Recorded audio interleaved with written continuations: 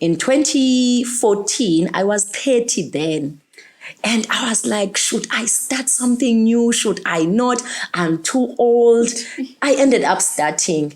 I did a degree in psychology. Any struggle that a child is having at school, that's where I get in.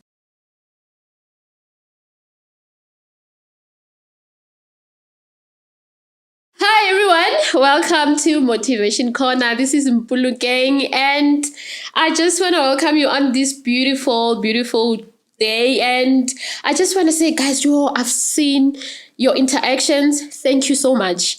And I promise you, I'm bringing more and more good information. We're here to be good people. Like I said, this is Motivation Corner. So we're here to spread positivity, motivation, aspirations, and everything that we need to be good people, because there's so much bad things going on. At least the least that we can do as us good people, we can spread a little bit of positivity out there. So guys, this week I invited my neighbor. She didn't know that I invited her as Motivation Corner. I didn't even, I'm sure she doesn't know my name, but if I were to identify myself, she was gonna know who am I. But I was like, let me invite her. I saw her post on Instagram and she was talking about kids, what you need to check on kids. And I was like, I need to get more information on this. And then I saw her profile. She was, I know her to be working at the Mines. Now she's a psychologist and psychometric, and first time in my life I didn't know the word psychometrist. So today we're going to talk about psychometry and everything. I don't know anything. Please be aware. So I'm happy and excited, but it has to do with kids. So I was like, we're raising kids, so we need to know as much information in order to raise these kings and queens that we're raising. So guys, welcome to Vuyo, and please welcome, and please introduce yourself a little bit. All right. For us. Hello to your viewers. I'm Vuyokazi Makungo. I'm a psychometrist now. So I used to be a chemical analyst when we met, when we were youth. Yeah. So we used to be young adults together in the church that we used to go to. Yeah. Back in the days. Yeah. All right. So 2014, while I was a chemical analyst at Anglo, I decided to actually, because of the instability in the mines those days, there were a lot of retrenchments. So because of that instability, I thought to myself, why don't I go back to my first love, which is psychology? When I was young, I wanted to be a psychiatrist, but life happens. And then I ended up doing chemistry at school. And then I did analytical chemistry, then ended up being a chemical analyst. In 2014, I was 30 then. And I was like, should I start something new? Should I not? I'm too old. I ended up starting. I did a degree in psychology. Wow. While you were still working? While I was still working. Wow. I did my degree through UNISA. And then I finished my degree in 2017. And then I started my honors in 2019. I took a 2-year gap, I think. And then when I finished my honors in psychology, I thought now I can become a psychologist. But boom, you cannot become a psychologist doing honors. Like degree in psychology and honors, it's like you've done nothing. You cannot work as a psychologist or a psychometrist. In that matter, you can venture in all of the other work that you can do, admin or whatever. But I needed to go further, a step further, because to become a psychologist, it's something that we don't know.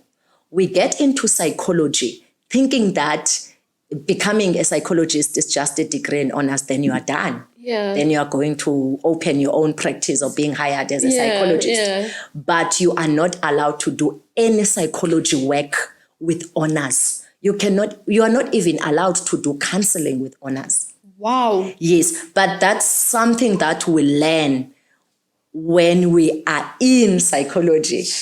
We don't, I guess we don't do much research when we are going in.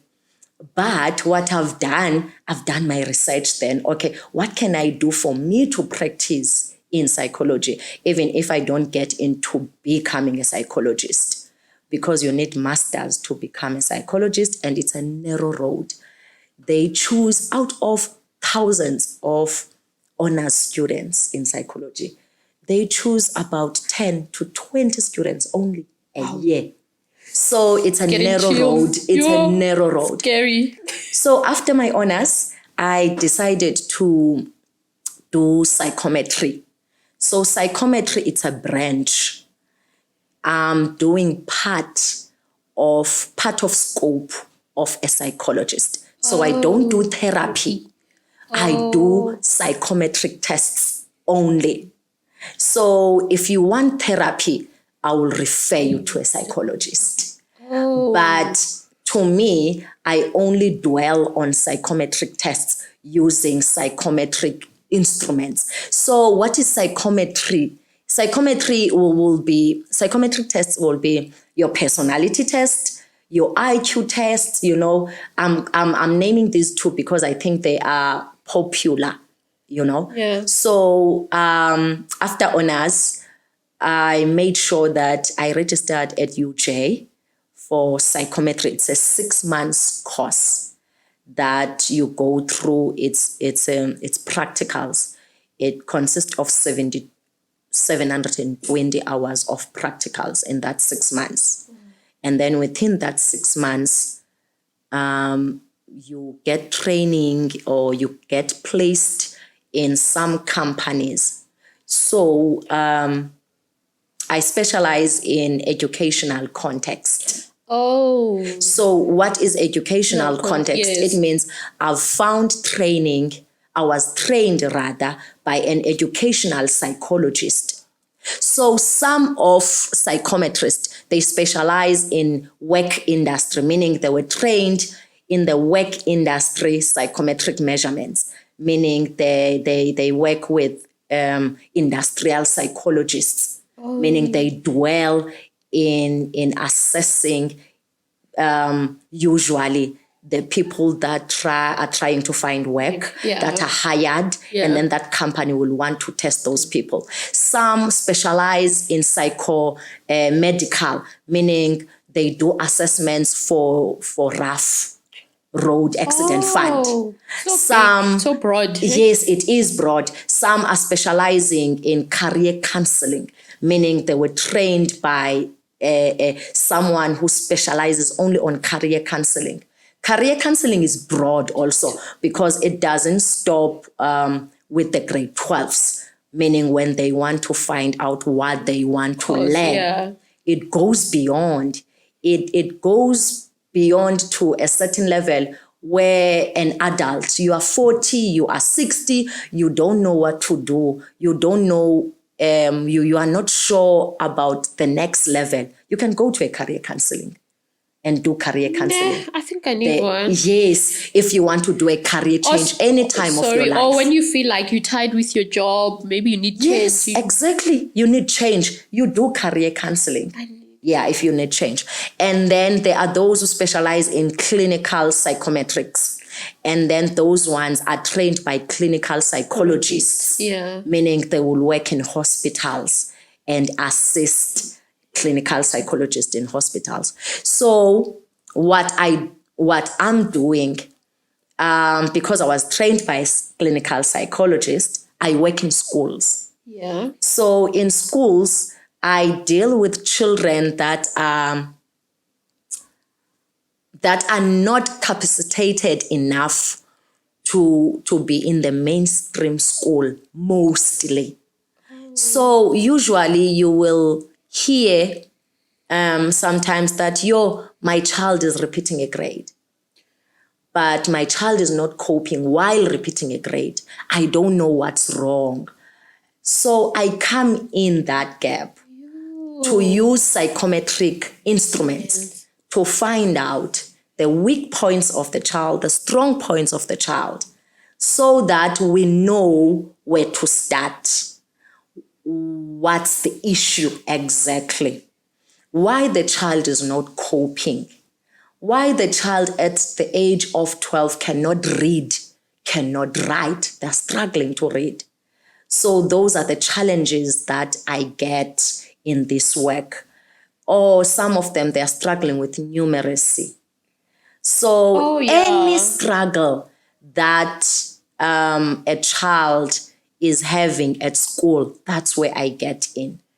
Sorry, I hope my friend won't be upset with me about this, but Okay. I have a friend whose child, they're same age as my child, but he's been repeating. Only last year, she was sensitized that the child needs to be taken somewhere. So how would you know from an early age that my child needs to go? Because sometimes the child is too hyper, is naughty. You'll be like, this one is naughty. This one doesn't like to listen. What can I do as a parent? How can I see that this one needs that psychometric test to be able, before it's too late? Okay, I know it's never too late to get help, but before it's too late. So how do I know that I need to get the psychometric testing or your child needs help? Yes, yeah. So behavioral. So I will get clients also that are struggling with behavioral issues. Now, behavioral issues, when they are small, they struggle to sit still, they struggle to focus, they struggle to finish work. These things will be observed mostly at a school level, meaning when they are doing grade R and grade 1. Then the teacher will observe these things, comparing the child so they're trained. The teachers are trained to check, to assess such things. Teachers, it's part of their job to observe. And after observing, they will call the parents that, Naman, I see this and this compared to the age group, compared to their peers. This one cannot even finish the work. This one cannot sit still. That's behavior. And at home, it will be difficult to observe the behavior when the child is 4, 5, 6. Because at that age, we don't expect much from the children. They have to be children. They have to play. They have to, we don't expect them to sit still for an hour. Now, all these things, they will come up when they start schooling, because from grade R, they are expected to sit still for a certain period of time. Then the teacher will notice that this one cannot sit still even for 30 minutes. Then as a parent, and as a teacher, if the behavior starts to be too much for a child, if the behavior is causing the child not to perform at school, then that behavior is an issue. If the child is struggling to write or finish the work of school, or being attentive in class, or cannot focus or concentrate in class, meaning the behavior is limiting the child to perform at school, then that behavior is an issue. Then you need to seek help at that stage. Right. So how do you help when I come? What do you do? So if you come to me with such concerns with the behavior, then I will do a screening for ADHD or ADD. ADHD, it's a common thing that children go through. It's a hyperactive disorder. I don't diagnose as a psychometrist. What I can do is just to screen and see if I need to refer you to a doctor or to a psychologist to do further tests for your child. I know, though, that if your child is struggling with behavior, meaning hyperactivity, then they can seek help from the occupational therapists. Occupational therapists have a skill to impart to a child. They can train a child to sit still for a certain time. They have certain skills that they can do with the child. And the doctors usually, if your child is diagnosed with hyperactivity, they give a child medicine to calm the child down. So the job for the parents is to do research, more research on what can help the child who is hyperactive in class and cannot focus and concentrate. Yes, as I'm talking about my friend, and so the child was taken to hospital where there was what is Scanning. the scanning, checking the brain, Okay. and they said the brain was not fully developed, but they will train the child; it will become fully formed as time goes on. So, are you aware of that? What is the cause? Why would a child not have a full brain or have those things? So I won't lie and say I know everything. Okay. So what I do, I refer. If I see that it's beyond my scope, I will refer. So one thing that I want to just inform the parents and plea with us parents to observe our children, the milestones of our children, the developmental milestones are very important. Starting actually when we are pregnant, it's very important to know and to be aware of what you eat, what you do, the stresses that you go through, because all of these things, they have a capacity to alter into our children or brains of our children. And the birthing of our children, because some of the things that causes delay will be when you give birth. How did you give birth? Oh. Did you give birth by Caesar, for an example? Did the child cry immediately, or it took time for the child to cry? So if it took time for the child to cry, it means that it took time for the energy to go to the brain. So that can cause brain damage. So you have to know these things. And you won't know when your child is 1 or 5 or 6. You will notice these things when your child starts schooling. That, man, there's something different. The child is a bit slow. The pace of the child is a bit slow. But now when you come to a professional like me, I will try to get the information, the background information, and find out how was your pregnancy, how was the birthing of the child, and how were the milestones. The child, the developmental milestones. I will ask you for an example. How did it take? How long did it take for your child to crawl or to walk? How was the speech? So you have to know those things because they are very important for the development of the child.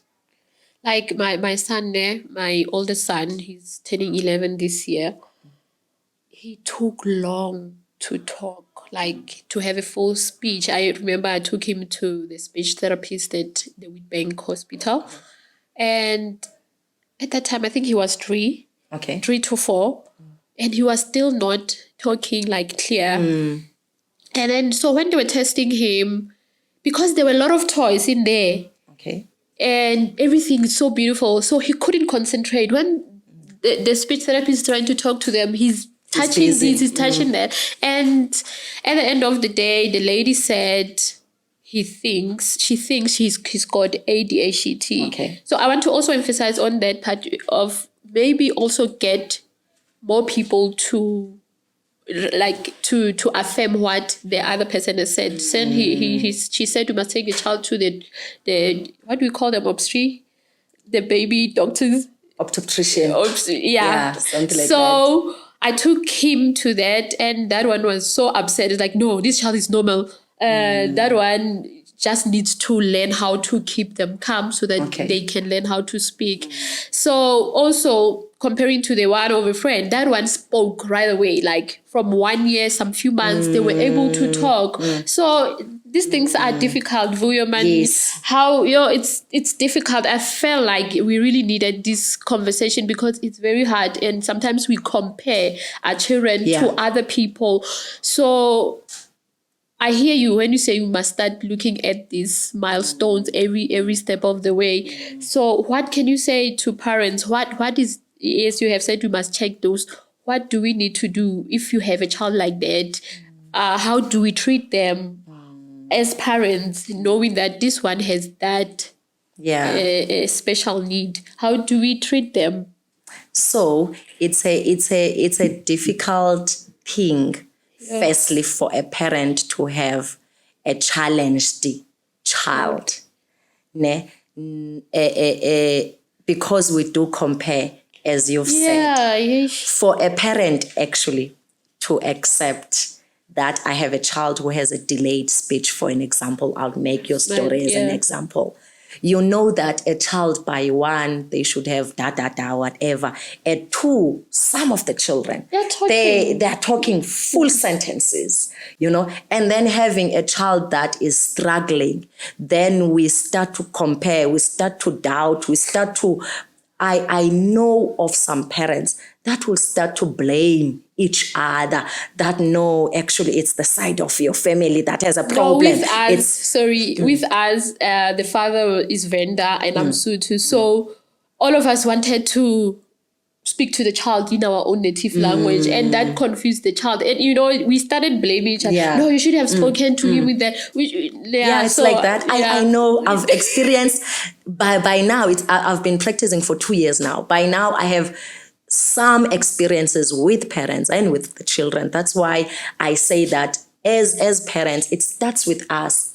Because another issue that we have as parents, we sit on the denial sit for too long. We don't reach out. We don't do research. We don't go and call for help that we need because we are in denial of what's happening with our children. And who's suffering? I always say to the parents, who's suffering here? It's the child. The child is suffering. The child is growing. Imagine if you didn't observe that and decide to go to the hospital and find help. I know parents out there who sit with a stuttering child. The child would stutter, and the parents, when I ask, this child is 12, this child has been stuttering. Why didn't you call for help and go for help and ask, where can you get help? And the answer would be, some of them, no, I thought it will go away by itself. No, parent, that is wrong. You should call for help. You should go and ask. Because what's happening to that child now? The child is bullied at school. Yes. The child is being called names because the child is stuttering. He's 12. Now the self-esteem of the child is very low because he's been called name, he's been teased, and he's struggling to read. Imagine a teacher who doesn't know the child. I've dealt with this child the past year. The teacher will say, for an example, Vuyo, read. And the teacher is not aware that this child is stuttering. And he will stand up with a low self-esteem, doubting himself every way. Because the class knows that he's stuttering, he won't even be able to start. Then they will start giggling. Laughing, Imagine, what does that do to a child? So sometimes I get cross with the parents and I get hard to the parents that you didn't do any justice. You are failing this child. You need to do something. Sometimes I get so cross that, I nail the parents because it's not about you parents. It's about the child. Yes. You need to realize that as soon as possible that, yes, I am in denial state. This hurts me. Yes. This is not usual. I was not expecting this kind of a delay. I was not expecting this. I was expecting, for lack of a better word, a normal child, if I may say, not a struggling child. But please, parents, you need to come out of that and some very of soon these for things, your children. they can be solved. Like you're saying, a stuttering child, maybe there's nothing that cannot be solved. There is nothing. I believe in solutions. I believe in solutions. There is no delay. No matter it's a speech delay, it's a physical delay, it's a behavioral issue, it's a scholastic or cognitive issue, emotional or social. There is nothing that doesn't have a solution.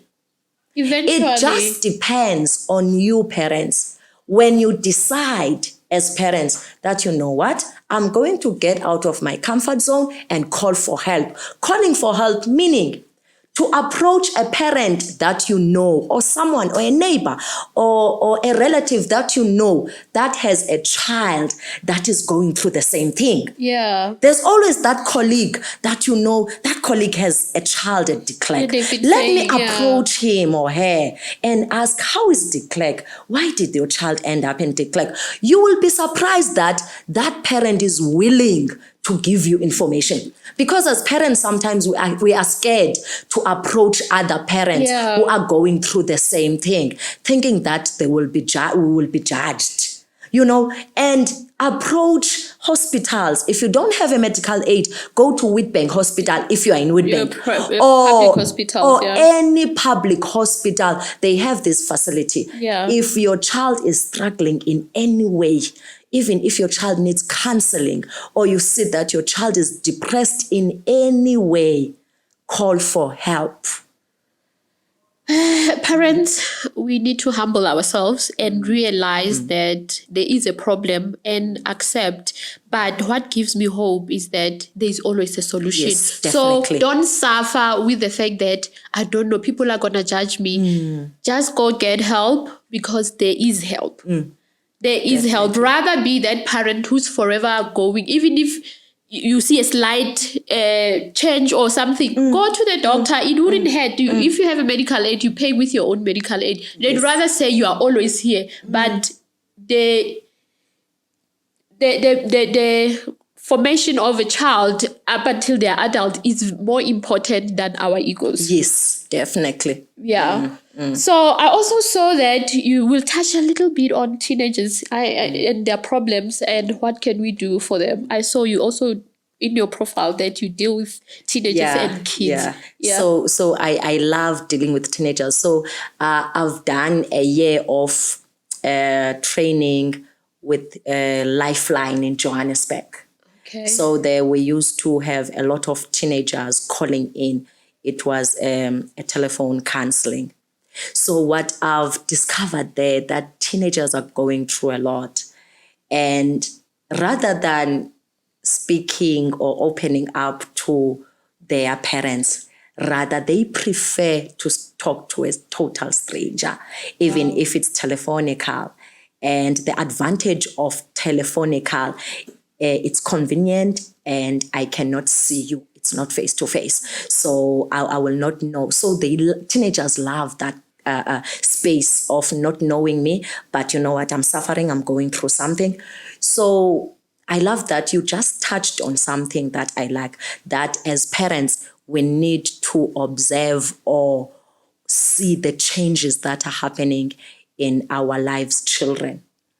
So these changes, I always say to parents, if your child is a bubbly child, you know your child is always sitting in the dining room with you guys, or talkative, but all of a sudden there's a slight change. They like to sit in their rooms or be themselves, or doing anything that is different from the norm. Be alert. Follow up. Ask, are you okay? Do you need to talk to someone? Ask those questions. They are relevant. We might think that, no, this one, they are growing now, they are teenagers, it's teenage things. No, it might not be stages. And we will not know when it's stages and when it's not stages. Maybe the child is crying for help, not verbally, but behaviorally. So we need to see these changes. Another thing that I would like to, I think it's a topic on its own. Yeah. How to parent our teenagers. Because I think somehow we miss it as parents. Yeah. We tend to parent boys and girls differently. And I think maybe it's from how we grew up as parents also that we grew up, our parents they didn't teach us, or the expectations were not the same. I agree with that expectations will not be the same. But you cannot expect a 13-year-old, a 12-year-old to come back at 7, at 8, at night at home. And you're okay with that as a parent. And then when your child is involved in drugs, you are surprised as a parent. Then I ask the parent, why are you surprised? Because your child is a norm that they get in so late and it's okay with you. Then why are you surprised? So I think it's a topic on its own that we must be alert as parents and know when to let go of certain things and affirm certain things in our teenagers. Oh, Vuyo, we don't have a lot of time. We don't want to keep the viewers watching for the longest time, but I think we need to have another sit down and have more of these conversations, because there's this joke on social media that the 80s, as people who are born in the 80s, we are really failing at this parenting thing. And it's not, it might look like a joke, but it's an urgent call that we need to parent our kids the right way and learn as much as we can. So really, we need to have another session on how to parent teenagers and see all these behaviors, why they do certain things. But most importantly, thank you for coming. And I want to say you inspire me that you said at 30, you had to start a new career. Yep. Wow, man. I'm really inspired by that. And I can see by how you talk, you're really passionate about these things.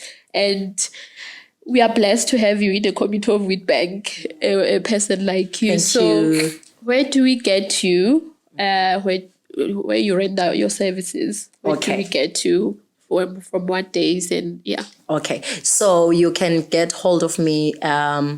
I've got Vuyokazi Makungo Psychometrist on Facebook. It also applies on Instagram and on also on TikTok.